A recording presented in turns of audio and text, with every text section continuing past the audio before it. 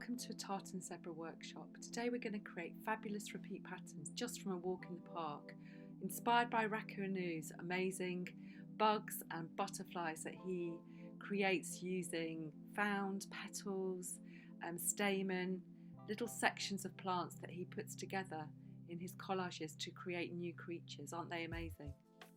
What we'd like you to do today is to go on your very own walk to find your own ingredients, if you like.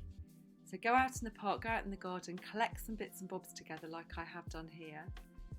Lay them out on a piece of paper and then think what you're going to use as your palette of your piece.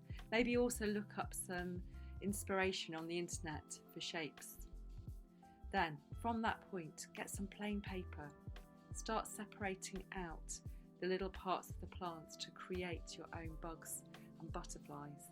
Lay them down very carefully and then photograph. When you photograph, make sure you crop the photograph really closely to the edge of the bug and the butterfly, and edit the photograph so the backgrounds are all really similar. So you might use the highlighter tool and brilliance tool for that.